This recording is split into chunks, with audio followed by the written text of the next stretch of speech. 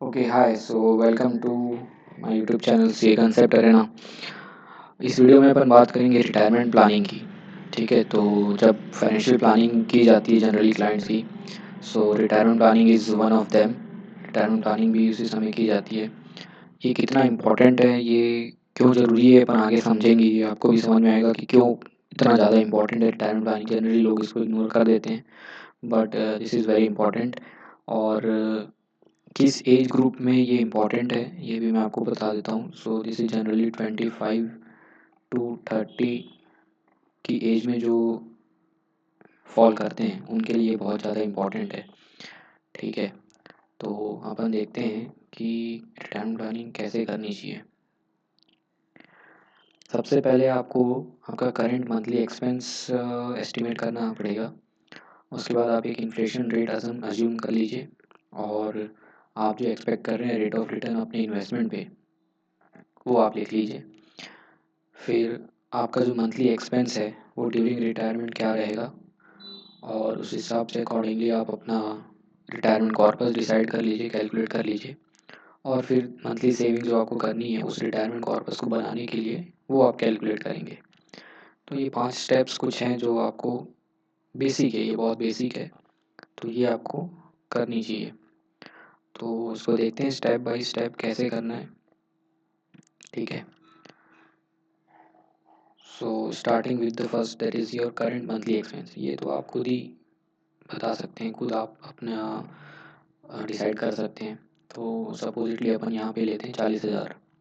ठीक है, और ये जो हम जिसका ले रहे हैं ये इसको मान के चलिए ये 30 ईयर्स ऑफ एज का बंदा है।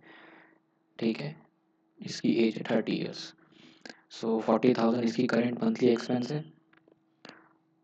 करंट मंथली एक्सपेंस है 40,000, और 30 साल का है। ये सोचता है कि ये 55 की एज में रिटायर हो जाएगा। सो इसके पास 25 साल अभी और है।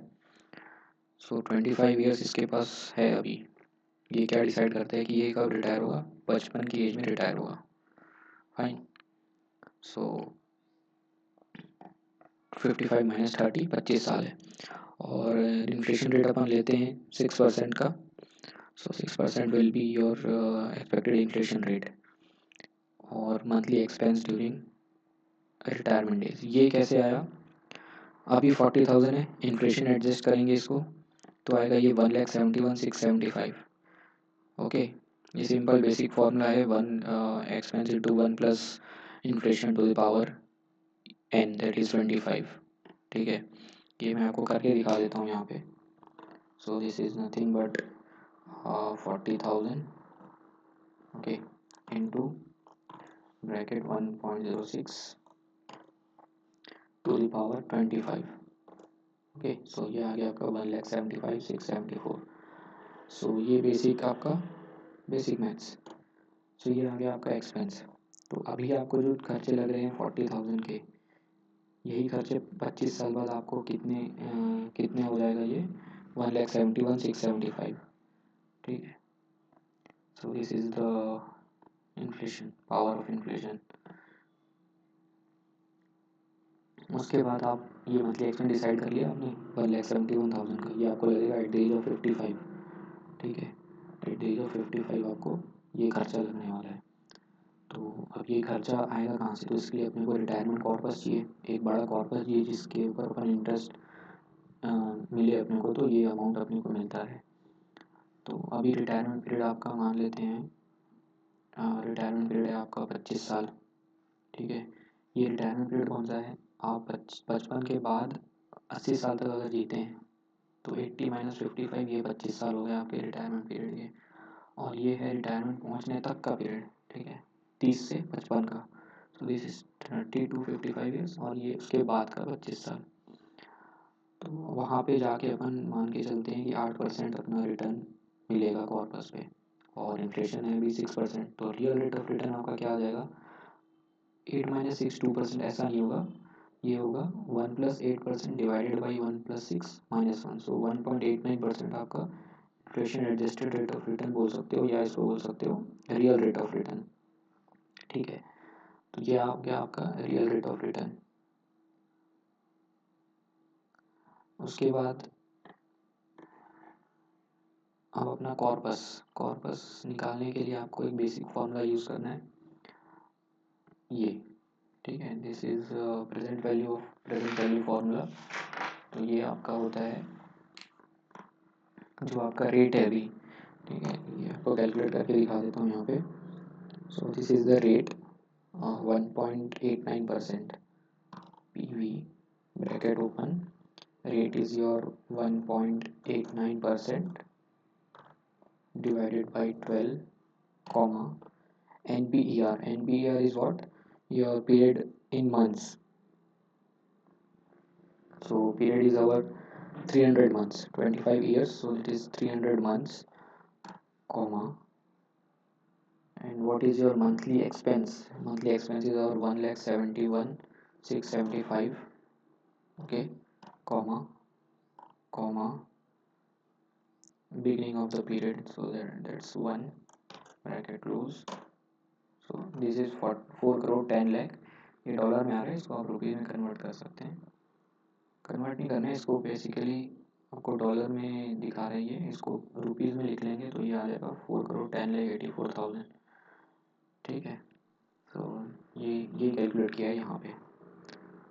तो ये आपका कॉर्पस है जिसके ऊपर 8% का रिटर्न आएगा आपको, तो ये अमाउंट आपका मंथली का ये बनता रहेगा, ठीक है।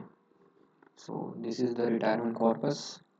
अब ये रिटायरमेंट कॉर्पस बनाना है 55 साल की एज में अपने को चाहिए, तो आज से अपन कुछ सेविंग करेंगे तो ये कॉर्पस बनेगा 4 करोड़ 10 लाख का।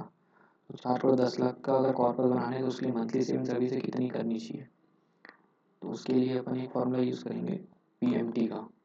तो this is PMT bracket open, rate अपन मान के चलते हैं 12%, क्योंकि अभी अपन यंग एज में तो अपन क्या रिस्क ले सकते हैं, तो अपन थोड़ा रिस्की इन्वेस्टमेंट्स करेंगे इक्विटी में, तो जिसमें अपन 12% एक्सपेक्टेशन रखते हैं, है ना। लेकिन रिटायरमेंट के बाद अपना एक्सपेक्टेशन जो है वो कम हो जाएगा, इसलिए आप यहाँ देख रहे हो rate of return on corpus 8% लिया हुआ है, ठीक है। यहाँ पे ये 8% लिया है, बिकॉज ये रिटायरमेंट के बाद का है, तो वहाँ अपन रिस्क नहीं ले सकते हैं, है ना। तो 8% लिए हैं अपन ने, और यहाँ पे अपन 12% लेंगे, so it will be 12% divided by 12, comma, NPR that is months, 300 months, comma, present value कुछ भी नहीं है, फ्यूचर वैल्यू अपने को है, फ्यूचर वैल्यू पता है 41, ये कॉर्पस चाहिए अपने को 41084195, okay, comma 1 bracket close, okay. So this comes to 21,650, okay. So ये है आपका मंथली सेविंग्स जो आपको रिक्वायर्ड है एक कॉर्पस बनाने का। कौन सा कॉर्पस? ये 4 करोड़ 10 लाख का, ठीक है। अब ये 21,000 का आप मंथली जो SIP कर सकते हो, या इसको आप मंथली इन्वेस्ट कर सकते हो अपने हिसाब से, ठीक है। SIP ना करके खुद इन्वेस्ट कर रहे हो हर महीने 21,000 का, ऐसा भी कर सकते हैं। तो अब ये आगे की प्रोसीजर है कि आपको अब ये कहाँ इन्वेस्ट करना है कि आपको ये 12% या उससे ज़्यादा का रिटर्न दे, ठीक है। तो इसके ऊपर एक अलग वीडियो बनाएंगे। तो I hope you understood how the retirement planning can be done. बहुत ही सिंपल है, ये आप भी कर सकते हो, बहुत बेसिक है। आपको अपना मंथली एक्सपेंस निकालना है, टाइम टू रिटायरमेंट जो आपका है, अभी आपकी एज है, उसके बाद आप जब रिटायर होना चाहते हो, आप 40 में भी रिटायर हो सकते हो, अकॉर्डिंगली ये जो टाइम है ये कम हो जाएगा और ये अमाउंट बढ़ जाएगा, सॉरी ये अमाउंट ये कम हो जाएगा, ठीक है। तो अकॉर्डिंगली वो अमाउंट आपका एडजस्ट हो जाएगा, ठीक है। उसके बाद आप इन्फ्लेशन रेट ले सकते हो 6%, एक स्टैंडर्ड है। अभी वैसे 5% के आसपास चल रहा है, 5.5, तो 6% तक RBI का भी टारगेट है कि 6% तक ही लिमिट किया जाए इन्फ्लेशन को, तो 6% से आगे जाने भी नहीं दिया जाएगा फिलहाल के जो पैरामीटर्स है उस हिसाब से। तो 6% अपन एक ले लिया अजम्पशन। उसके बाद ये आ गया आपका मंथली एक्सपेंस, फिर रिटायरमेंट पीरियड आगे आप कितने साल तक आपको ये अमाउंट लगेगा, तो उस हिसाब से 25 साल अगर अभी और आगे जीता है कोई बंदा 80 साल तक, तो हो गया 25 साल। उसके बाद रिटर्न जो उस कॉर्पस पे आएगा वो 8% का है, और 6% अपन इन्फ्लेशन मान रहे हैं, तो एडजस्टेड जो अपना रिटर्न आएगा वो 1.89% का आएगा, ठीक है। उसके बाद ये आपका आ गया रियल रेट ऑफ रिटर्न। उस अकॉर्डिंगली अपन एक कॉर्पस बना लिया कि ये कॉर्पस हमको लगेगा एट द एज ऑफ 55, ठीक है, तो वो आ गया 4 करोड़ 10 lakhs का। और अब इस कॉर्पस को बनाने के लिए हमको कुछ मंथली सेविंग्स चाहिए, तो वो अकॉर्डिंगली अपन ने कैलकुलेट कर ली, तो वो आती है 21,650 रुपये की। ठीक है, so this is the retirement planning. Okay, ये हर किसी के लिए अलग अलग होगी, बट बेसिक स्ट्रक्चर जो है वो ऐसा ही होगा। Okay fine, so I hope you understood. So please like the video, and if you know someone who is at this age group, so please share with them.